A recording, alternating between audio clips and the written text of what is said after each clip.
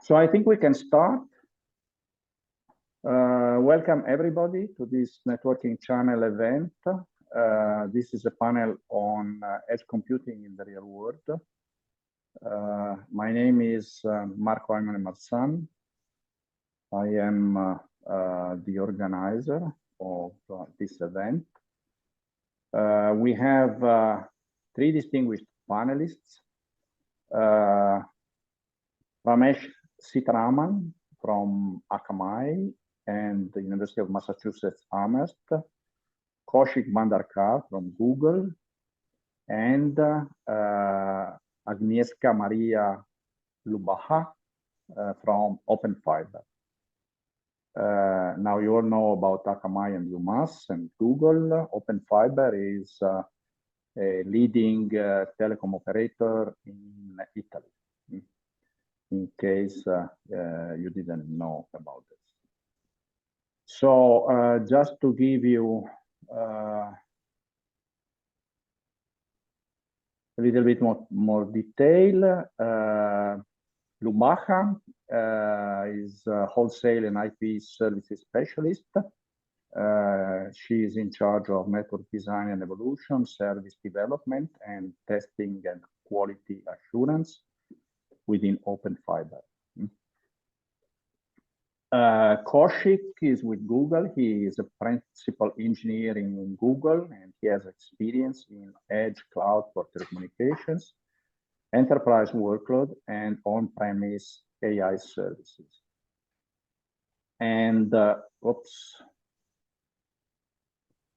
sorry, I goofed.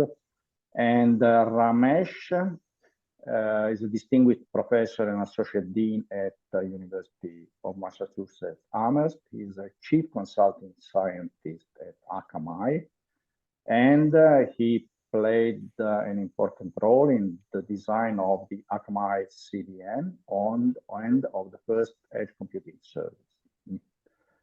So without further ado, I would like to start. Our three speakers will give their views and about 15 minutes each. If you have questions, please write your questions on the chat. And after the three presentations, we will reply to questions depending on how many we have, maybe not all, but we'll try to do our best. So let's start with Ramesh. I'll stop sharing my screen.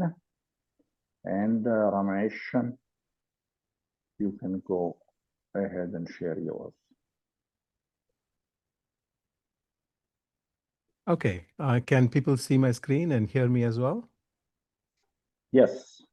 Thank you. At least I do. Okay, thank you. Marco, thanks a lot for the introduction. I've been sort of doing edge and edge computing for nearly a quarter century, and I've never been more excited about edge computing than I am now. So I think the panel is, tackling a very important topic and an emerging topic. What I would like to do in this presentation is to sort of give you a historical perspective of edge computing and where it is now and where I see it go in the future. Okay. I want to start really at the basics and kind of define what an edge is. There are many different ways you can define an edge, but the definition that I would like to use is that edge is really a large number of servers deployed in clusters close to users. In other words, edge is a set of servers, maybe like 500,000 servers, deployed around the world and really, really proximal to users. The property of the edge that we've always wanted is that pretty much any client in the world has an edge server that's close to it. I also want to talk a little bit about how the edge is different from the cloud. The cloud has much fewer locations, of course, and it is location specific. You deploy something in the cloud, in a cluster on the East Coast or the West Coast, The concept of an edge is different. The concept of an edge is the servers are everywhere, and you know, when you deploy something on the edge, you don't worry about where it's deployed. The system will automatically bring that service close to you. Okay, I'll talk about this a little bit later as well. So to start with a very concrete example, I would like to, give you a quick picture of what the Akamai edge is like today. It's pretty much distributed, around the world in something like 4,000 plus locations, pretty much in every country. Um, it's got lots and lots of capacity, hundreds of thousands of servers, and so on and so forth. So really, the edge is something that is really ubiquitous. It's there everywhere. So I want to actually talk about, the first edge service that was built was back in the late 90s. I will put some dates here just so you can understand on the right corner here. I hope you can see my cursor to give you a sense of, the timeline. The first edge service was content delivery, which we built in the late 1990s. And what was the idea? The idea was that there was content sitting at the core of the internet. We usually call this the origin. It could be CNN storing its news stories, or video provider storing videos. And the idea of content delivery was that you take this content that's out here on the left, and you push it to the edge, which is all these servers that are close to users. And when you do that, users can access the content much more quickly because they don't have to traverse the entire internet. They can just go to the edge and fetch the content. So the performance is much faster. And it's also more reliable because there's lots of edge servers, and one of those fail, you can always go to a different one. So that was really the value proposition of content delivery: performance, reliability, um, by pushing things to the edge. You're offloading the work that the core is doing onto the edge server. So there's also the offload benefit. So there are lots of benefits for content delivery. What we built became pretty successful, and a lot of the content today actually goes on content delivery networks. But even back then, people used to ask us, even in the late 90s, what are you going to do next? And our answer always was, we are going to push everything to the edge, right, including compute. So even back in the late 90s, edge computing was our holy grail. It took a few years for that to happen, but that was what we are going. And it's really a natural next step for content delivery, edge computing. Once you pushed the content to the edge, if you look at what is running in the origin side, there is databases and there is compute in the app servers. You want to push that to the edge also, right? And that was really like the reason why in the next 2 years we actually built various forms of edge computing by pushing sort of computing to the edge. And in fact, the story is, the edge computing story from back in those days has been very similar to what the story was for content delivery. The benefits of the edge are really the same. By pushing compute to the edge, you get better performance because users are able to access the edge with lower latency. Um, there's also a cost benefit. The cost benefit of the edge is that, for example, bandwidth from the edge to the client is much cheaper than, say, from cloud to the client. So there's always a cost benefit. There is a scalability benefit because if you push computing to the edge, you can host billions of people because the edge is a huge collection of servers, and you can spread the load among a lot of servers. There is the offload benefit, which is you can offload the origin of computation, and you can offload also the client from computation and put that on the edge. There is a resilience benefit, which is if something goes down, you can actually go to a different edge server and get the service. And I'll talk a little bit about the security. There's also a lot of security benefits. So the point I want to make is that the story of content delivery, kind of morphed in the early days into the story of edge computing, pretty much, the same set of benefits by pushing the, computation to the edge. I also want to note that there is sort of a difference in an edge computing service from, say, a typical cloud service, in that we always imagined edge computing to be a fully managed service. In other words, in a content delivery network, for example, the origin or the content provider gives the content delivery network some content. They don't worry about where the content is hosted, where it is cached, how it is served to the user. Edge computing, the way we imagined it, is very similar.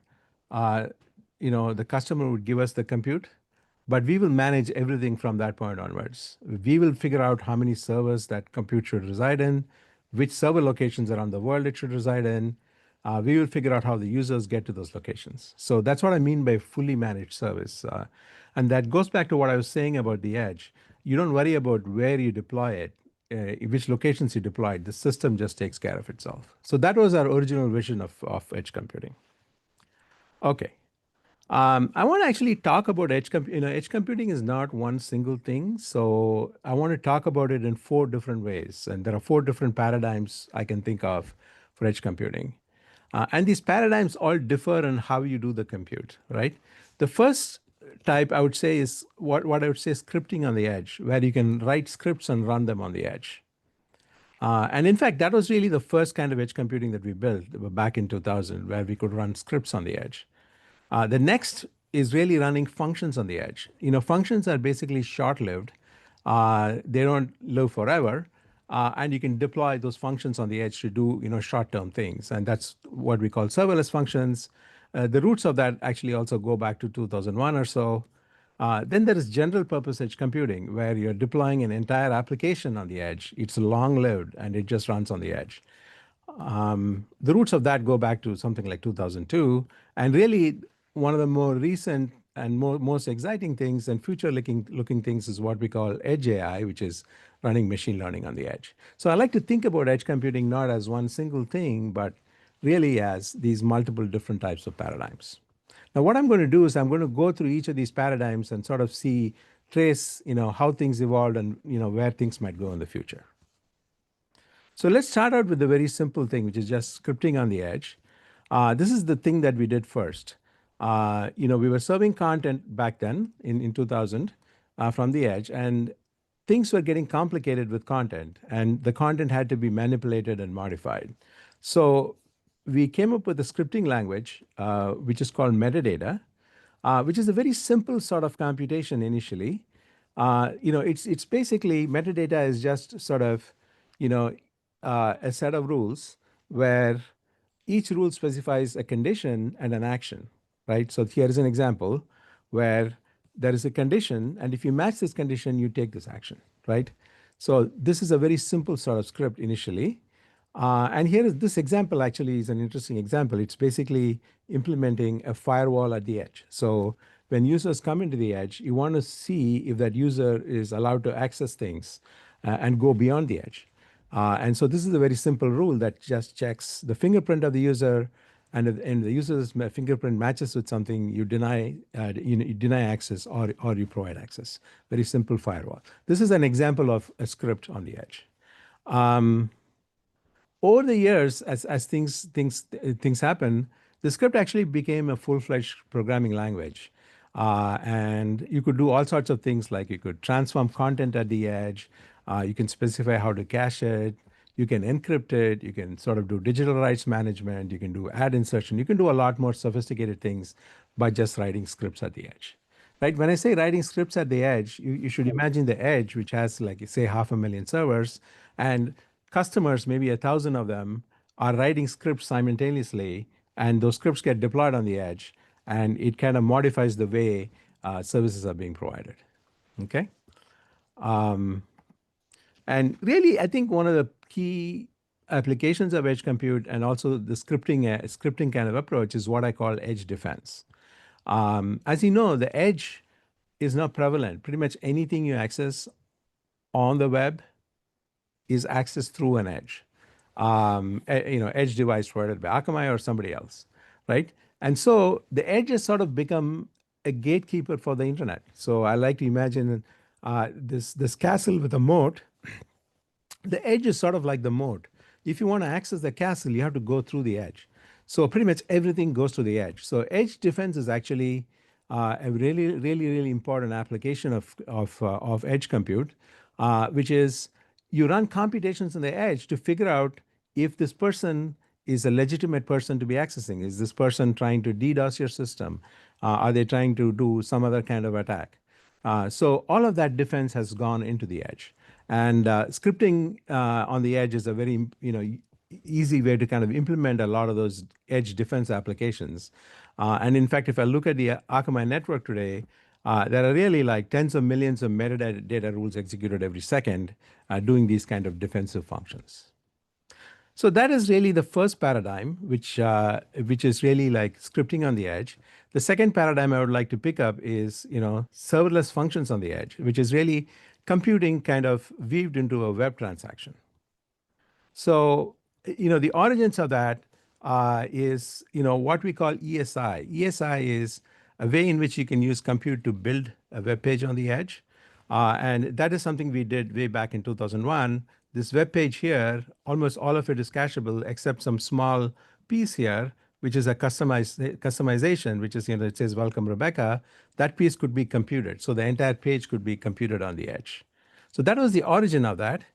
A more recent version of, computing on the edge, and this is functions on the edge, is what we call edge workers, where a client might be accessing something, and which each event you can associate some sort of compute with it. So for example, a client is accessing the edge, and with that access, you can have an on-client response, which is really a little piece of JavaScript that's running by that event.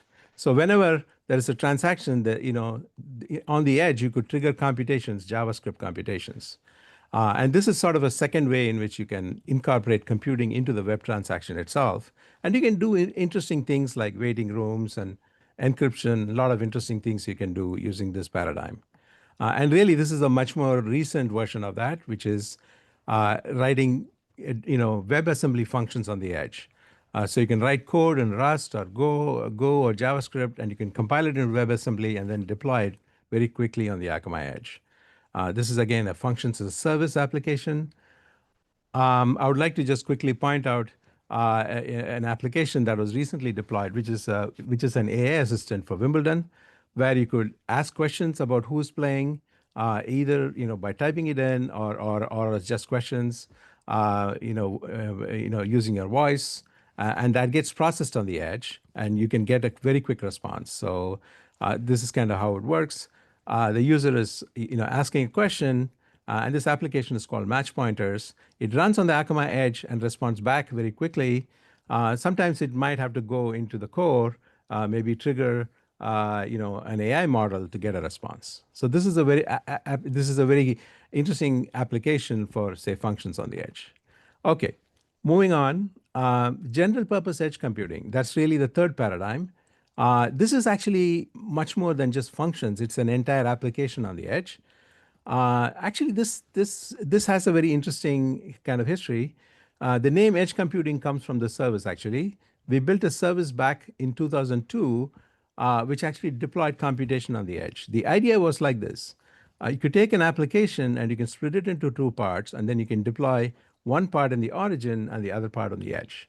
And we used Java. This was before even cloud existed. This was 4 years before, before AWS, for example. So we used, Java virtual machines on the edge, and actually was able to deploy applications on the edge.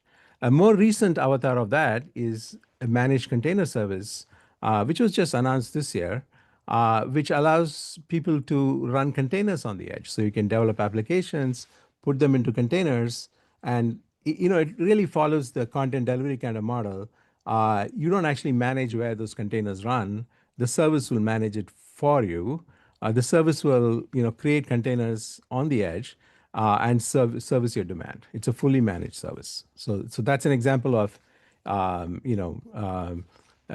deploying entire computations on the edge. And the final paradigm, which I'm really excited about, is what we call edge AI.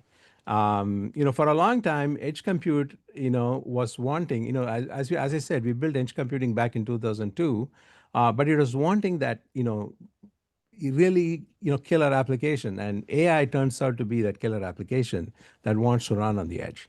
So what do I mean by edge AI? I mean, I'm mainly talking about inferencing, because the training part of it could still be done in the cloud. but the inferencing needs to be quick, it has to be fast, it has to be low latency, so it wants to run on the edge. So this is actually a big thing that is being built, which is pushing edge AI inferencing to the edge so that it can be more responsive.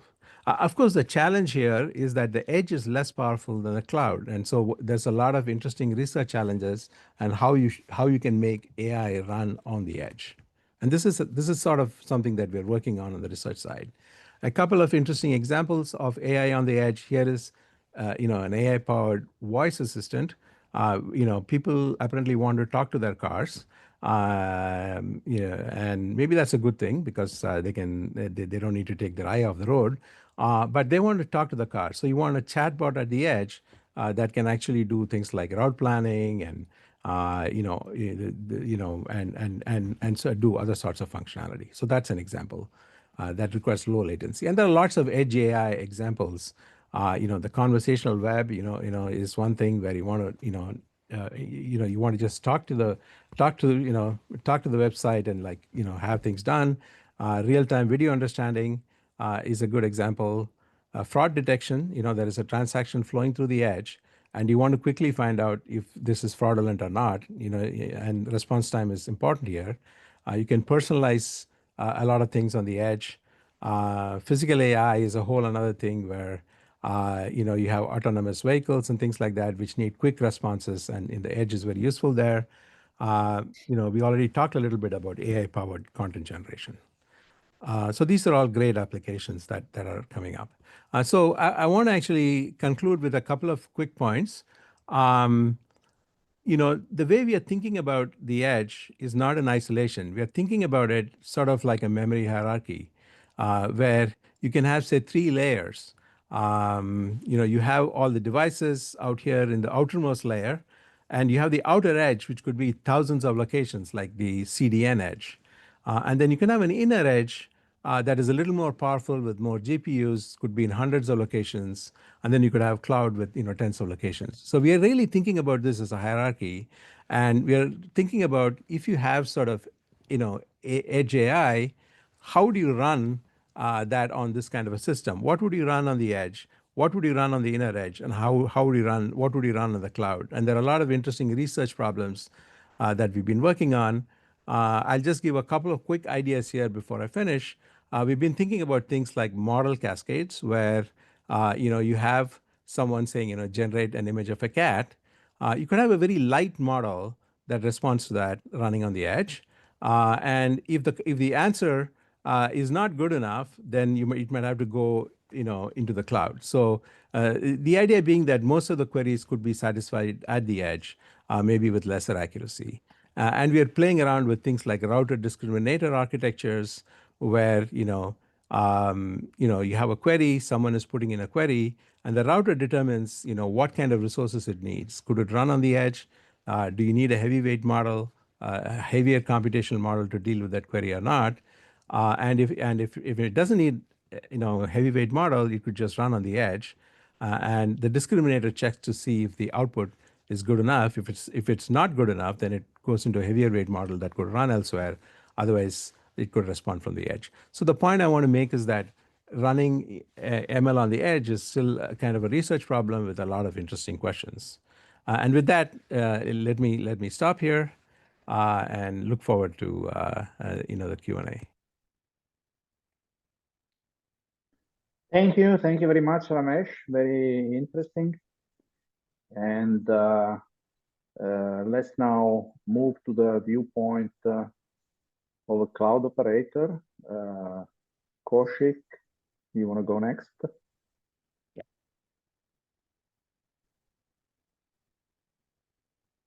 Perfect. Hey, so I'm going to build upon what Ramesh talked about in terms of how edge computing paradigms have evolved over the last 2+ decades. I'm a little bit short on content, but I will verbalize my thoughts here. So in terms of, I'm going to talk about where are we today, what are the challenges, and what are the disruptions or evolutions that we expect to shape up in the coming years. So in terms of where are we today, of course, edge computing has been around for 2 decades, as we just heard.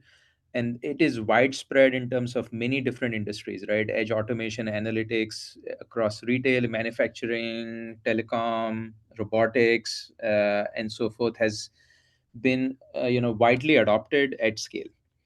And especially with the IoT devices and the new connectivity that has been fueled with 5G and LEO satellites, has really driven increased adoption of edge computing. However, in the bigger scheme of things, we are still in the relative nascency of edge computing, and I'll talk about what I mean by that in a bit. So how do I yeah, there you go. So let's talk a little bit about challenges that we have. So first, edge computing has evolved in different shapes and form, and I think one of the biggest challenges that I have observed in my role in the last decade plus is fragmentation. And what I mean by that is organizations, enterprises build and deploy many different applications. Many of these are tailored to specific use cases. They solve point problems. They don't have unified governance and security policy controls for the organization to manage lifecycle, how data and services interact, how they all cohesively work for their organization's outcomes. And that makes it super difficult. And because enterprises also have many vendors who provide applications, each vendor has their own platform. And so the lack of vendor neutral platforms makes it even more difficult for organizations to really bring all of their edge computing needs and capabilities together in a cohesive way that they can manage and understand. This has been a very prevalent problem that I've observed across all industry segments in enterprises. The second is lack of extensibility. And maybe this is related to my first point, which is there are lots of purpose built applications. And because, especially now with AI, they cannot really adapt to the evolving needs of the business. What ended up being a monolithic application now needs to be redefined as a set of agentic applications with agents doing specific jobs, and those applications are not really well structured to be rebuilt or adapted to these needs. And this is just the pattern of evolution of AI on the edge, but that's causing a massive upheaval in how to build extensible apps. The third thing is about defense in depth. Overall, the security profile of edge computing, both the platform and the applications, is not as stringently developed. They do not typically employ multi-layer defense mechanisms for data and service protections. And I think this problem has already become a large issue for many enterprises. We see so many security attacks and so forth. But especially now with AI on the edge, this problem will become even more acute for enterprises to deal with. The next two bullets are kind of benchmarking what we heard previously about the edge AI, which is there are a few major themes here when we talk about AI on the edge. First, the compute space, power, cooling requirements required to fuel at scale edge computing, even if it's for inferencing and fine tuning, is massive. Like we just, I'm right now working on premise, Gemini, and the amount of investments needed by enterprises to make this happen at scale is massive. So organizations are still grappling with how do we really enable this, large computing, horsepower on the edge. The second problem is a lot of the edge AI today is using open source and smaller models, and that seems to work well for the current set of use cases. But especially now, we are at an inflection point where we're looking to bring proprietary large models on the edge. And so there's a whole set of problems around how to secure those models for the IP protection of those models, but also making those easily available in a vendor neutral platform. So you can have a edge computing cloud that allows you to run Gemini, or it could be OpenAI, or whatever other cloud, or whatever other large the LLMs, in a more consistent, cohesive way as an organization. That is still being figured out, and that's going to be the next one of the biggest challenges that we'll need to solve for. And lastly, I think we're in an era of not having static content anymore. We're starting to see this landscape change, where increasingly applications and services are serving personalized content to their users based on understanding the persona and the profile of the user and what their preferences are. And I think this will increasingly be transformed also at the edge, where I expect CDNs and traditional edge services need to be tailored to handle dynamic content. And that brings with it a much bigger set of challenges for having personalized content get delivered on the edge. All right. So, what's shaping up? So, with sophisticated AI ML, I just touched upon it a little bit. We are in an era of significantly more autonomous and real time use cases.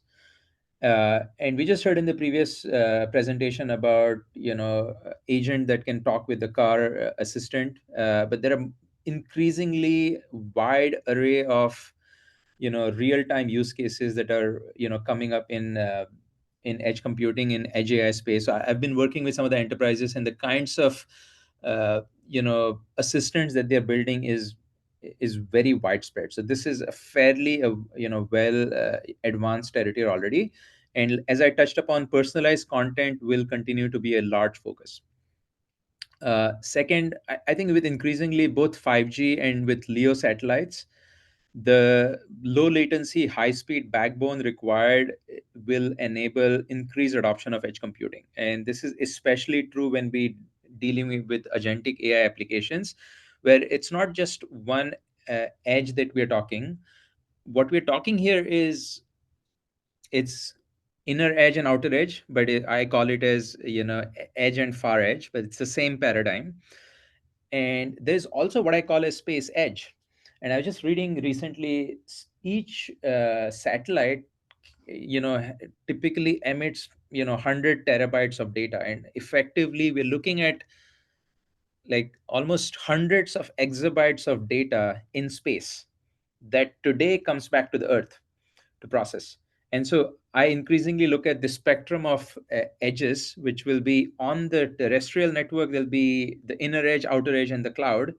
But there's also going to be a space edge that will become largely prevalent, where there will be a lot of both AI and data processing that will be happening in the space. Of course, the data will come back to the Earth, but that will be significantly reduced data set, which is post process. And I think this is now starting to take effect. I've been working in the space segment as well for AI, and this is now starting to see traction, especially with the large LEO providers. So this is yet another parameter to the edge, which has not historically been as prevalent, but it's starting to shape up.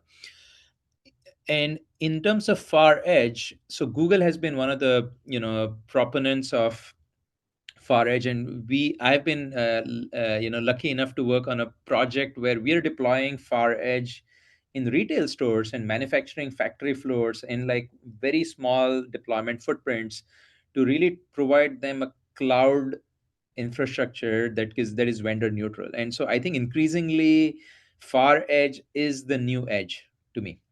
And I think the challenges with far edge are scale and redundancy challenges, much more prominent than the near edge, security and reliable connectivity and operability of the cloud. And so this makes it increasingly challenging to operate in these environments. uh, and lastly, we heard about edge cloud continuum and hybrid multi-cloud. Like, I see this trend where enterprises are increasingly investing in and adopting hybrid clouds as well as multi-clouds.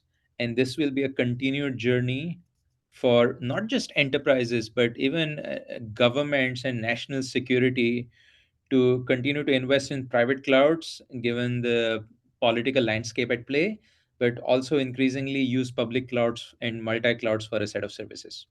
So that's kind of the shape of what is what is prevalent. Now, I will talk a little bit about the agentic applications and the scale of data. So first, agentic AI workloads will continue to be on the edge.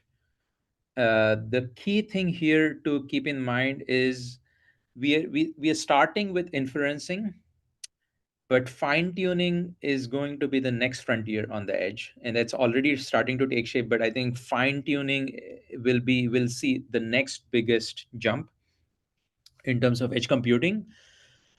But also there are certain large enterprises that are starting to also do training on the edge. And this is now a very interesting thing. This is not yet a prevalent theme. We still see training in public clouds, but I'm starting to see a few large enterprises that also want to do training on the edge.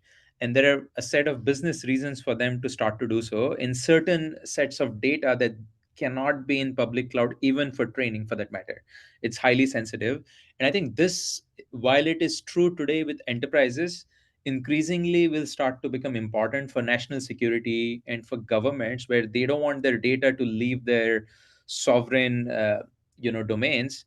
And they may not always have a public cloud for training data. So increasingly training could be, for large enterprises or governments, could be an area where you could see edge computing becoming prevalent. And that is a very, very wide problem in terms of space power, cooling, and compute horsepower. Agentic AI workloads are coming in different shapes and forms, but I think the biggest upheaval that we'll see vendor neutral agentic platforms that will shape in edge computing.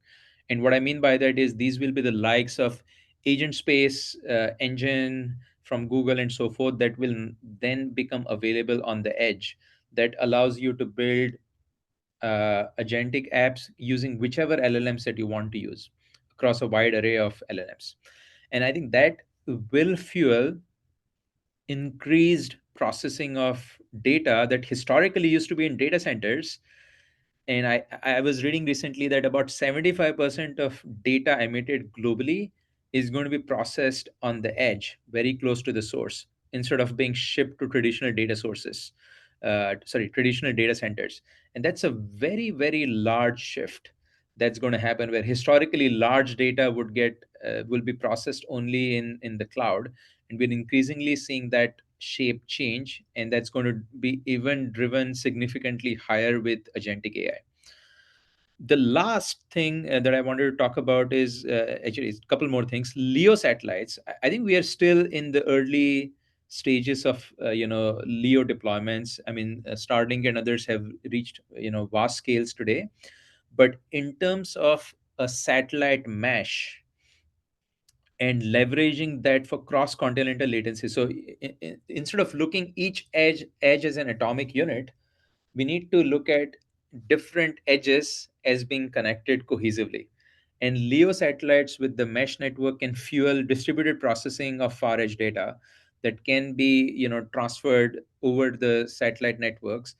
And this is analogous to cross continental latencies can be under 50 milliseconds traditionally that we have seen. And so this makes it a great opportunity for distributed processing of far edge data, where if you don't have compute and space and power resources in a particular edge location, you can transfer that data to your other edge locations seamlessly over a secure satellite network and achieve large scale distributed processing in near real time. And that's going to be also a next frontier for us to look at. And then hyperconverged infrastructure, HCI, is will be a key thing that will facilitate kind of scalable ecosystem for data processing. And this ties into the vendor neutral framework that we talked about. So increasingly I see, just to recap, edge AI with agentic workloads, but coupled with large scale compute capacity that needs to be deployed on the edge for this to be enabled. That to me is the key frontier that will shape the next few years of edge computing. And I think it's hard to always predict how things will evolve, but looking at all the signals that we're getting, having worked in Google in this space, like the opportunity here is massive, once in a lifetime. So I look forward to seeing how this shapes up. But I'm super excited about what the future holds for all of us. And with that, any questions we can discuss later. Thank you very much, Kaushik. And we move to Agnieszka, who will bring us the point of view of a telecom operator. As I said, it's one of the main telecom operators in Italy, and they just announced interesting plans for edge computing services. So, please, Agnieszka, the floor is yours. Thank you. I hope that you can see my presentation. Yes, we do. Okay, perfect. So, for my perspective, I would like to take you in a short journey through how edge computing is becoming a real and concrete enabler with Open Fiber's network. So during this presentation, we will explore what it means to bring intelligence close to the user, how this complements the cloud ecosystem, and why this shift is a key for the next generation of digital services in Italy. So as Marco told, I'm working in Open Fiber in engineering and technology group, and I'm supporting and promoting technology with Open Fiber and driving the transformation of our network. And our mission is to make our network not just only fast, but also smarter. So for who don't know Open Fiber, I will give you some overview of the Open Fiber. We are all say operator, meaning that we don't sell services directly to the customer. Instead, we provide the access to our infrastructure to all operators on fair and transparent terms. Our national-wide fiber optic network ensures full fiber connectivity from the exchange to the end user. And all this is based on the FTTH architecture. And this network offers unmatched speed and performance with 10 gigabit symmetric capacity, ultra low latency, and high reliability. And finally, Open Fiber infrastructure is also future-proof. So it's designed to unlock the full potential of next generation technologies like 5G, IoT, of course, edge computing. And is full aligned with both Italia 1 Giga Plan and European Digital Compass strategic targets. So today, the traffic on internet, it's exploding, as we know, and all the technologies are pushing network to be faster, smarter, and closer to the users. So our digital transformation journey, we started with the solid, reliable connectivity, strong layer 2 and layer 3 services for our partners. And then we started evolve. We transform, introducing the new layer 3 solution and also improving scalability and resilience for service like VoIP or disaster recovery. And what is our goal now? Now our goal is to create intelligent network that will be configurable, scalable, and automated, and will be adapt instantly to our partners' needs, becoming a key enabler of the next generation ultra-low latency services. So now let's talk about why edge computing matters. The cloud has been and still is the fundamental enabler of digital transformation. But nowadays, as application became more data intensive, time sensitive, and distributed, certain limitations start to emerge. The first is latency. So it's delay between where data is generated and when it's processed. And then the bandwidth, because of continuously sending the massive volume of data to centralized data center.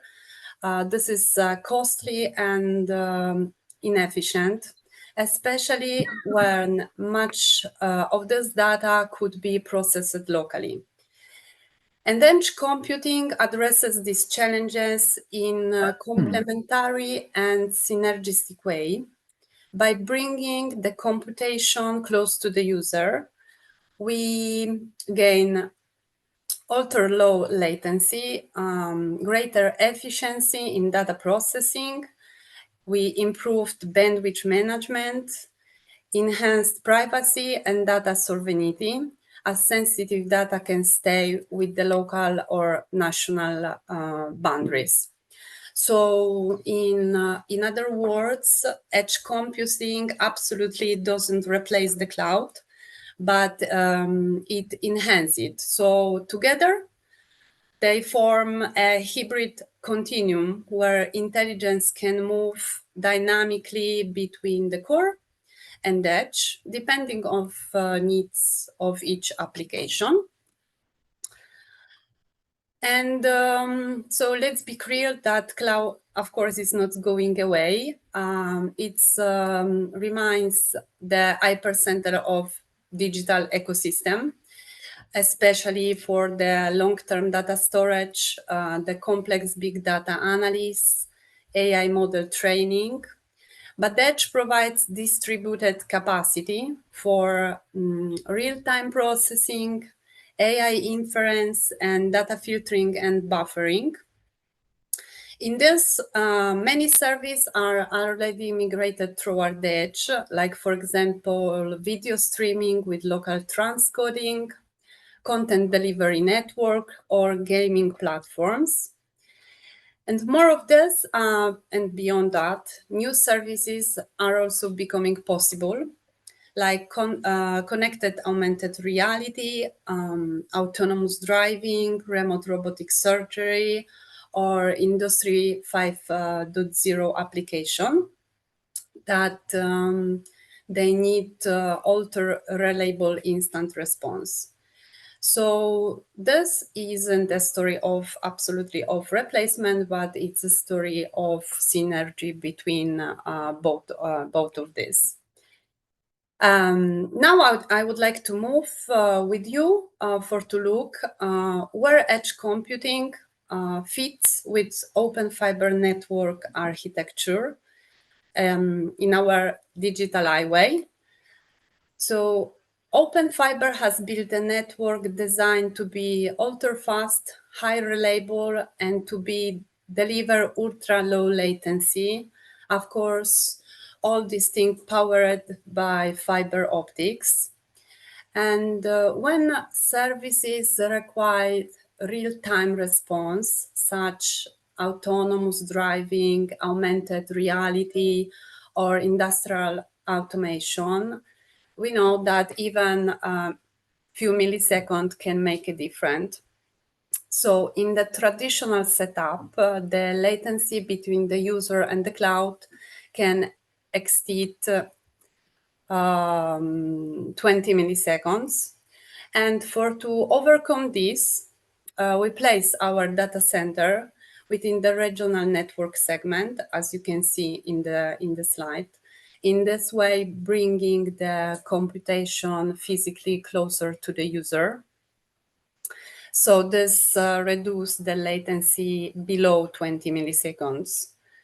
And in this way, the edge computing becomes part of the digital nervous system, seamlessly linking device at the edge with the local processing node at the regional cloud infrastructure. So now have a look a little bit at the Open Fiber Edge Data Center, our physical heart of the new edge strategy.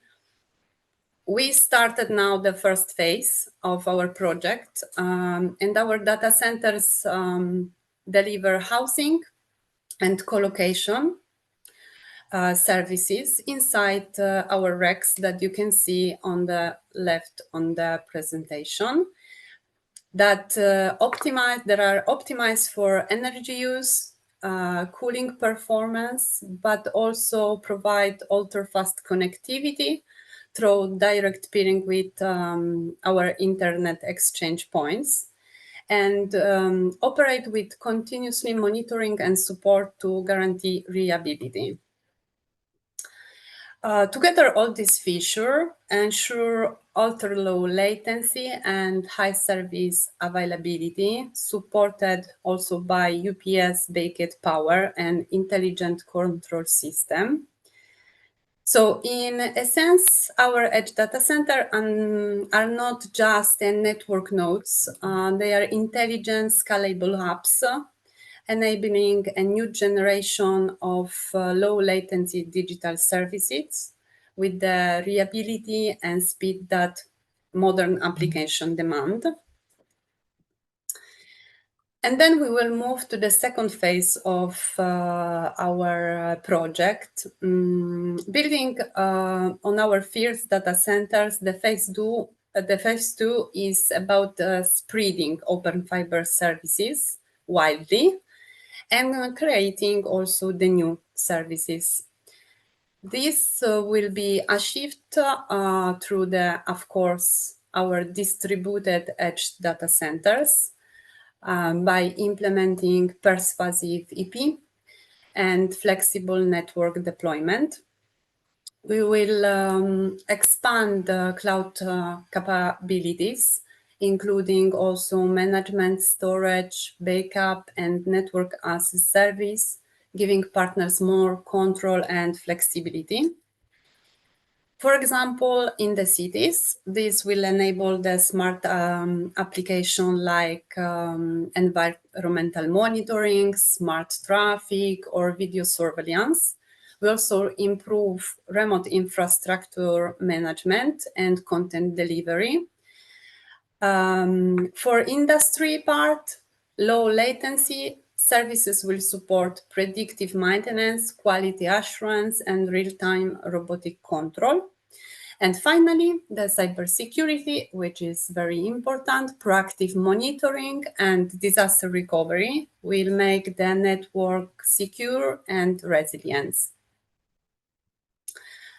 So at the end, as we can see, the edge computing market is booming, and telecommunications operator like Open Fiber will control a big slice of this capacity right at the network edge. So as you can see from the slide, we are talking about slides from 25 to 35% of market foreseen for Italy market. What does it matter? Because we like Open Fiber, we have own infrastructure. We have the fiber access network. We have our points of presence and central hosting hubs. And this, there are perfect spots for edge mini data centers. Also, our distributed POPs allows us to provide housing, low latency, connectivity, and scalable services exactly where there are need. So, and thank you to, of course, to our neutral wholesale model. Of course, everyone can benefit it. So, in short, we think that telcos aren't just moving around anymore, but we are building the digital edge, shaping the highway of tomorrow. So if the future of edge will be a highway, we think of Open Fiber as the toolboat or the bridge, and sometimes even the scenic overlook, that making sure that your data will arrive fast, safe. Thank you very much.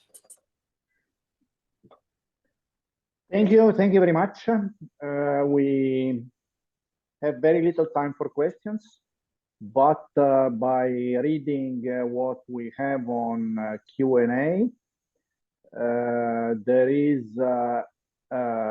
interest in the possibility of space edge, and maybe either Ramesh or Kaushik, you were speaking about this aspect.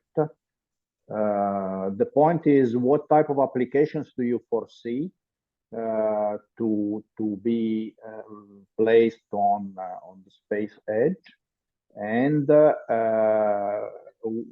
where will decisions be taken about offloading to the space some type of services? So, Kaushik, do you want to go, or should I? Why don't you go first, Ramesh, and I'll take over. Yeah. So, we're certainly thinking about putting content delivery edges in LEO satellites as a first step. In fact, we published a paper in SIGCOMM about some ideas on how to do that.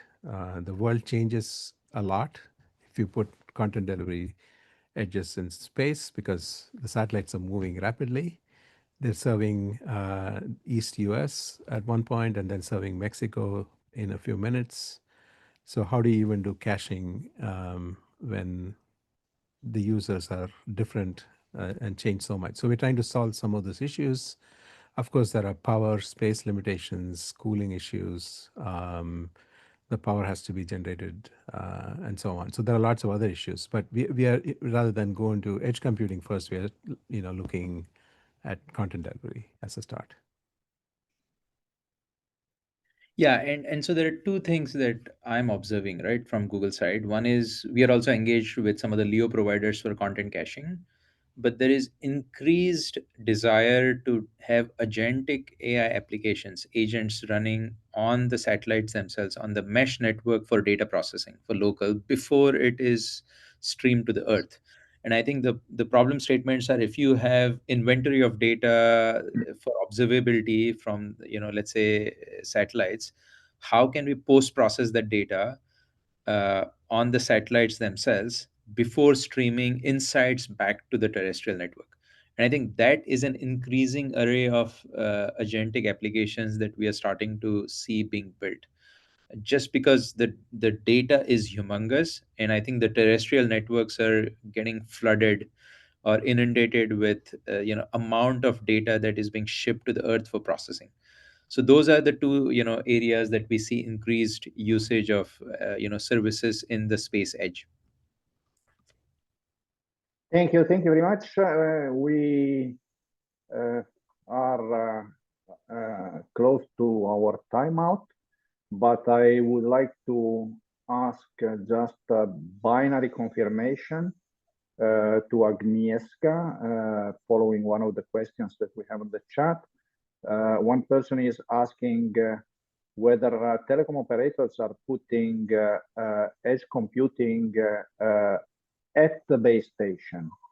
And from what you said, Agnieszka, I have the impression that this is not the case. You are putting your edge data centers in the regional network. Did I understand correctly? Yes, correctly. In our network, we put in the regional part only. We start. It's a new project for us. I know that the argument is no for everybody, but for us, like Open Fiber, we are in the first phase to introduce this technology, and for now we are put only in the regional. Okay. I'm very sorry we could go on for a long time discussing this. It's extremely interesting. Thank you very much. I'm very happy. We had the viewpoint of a telecom operator, of a cloud operator, of a content delivery network operator. And I think it was very interesting. So let me thank you very much for sharing your views with us. And let me thank the audience for joining. Please stay tuned for the next event, which will be in 2 weeks. Remember that the periodicity of the networking channel is that every 2 weeks there is an event. And I hope you enjoyed today's presentation. I personally liked it very much. So thank you very much. And Thank you. bye-bye, everybody. Thanks a lot for having us. Bye. Have a Bye-bye. nice Bye-bye. evening. Bye-bye.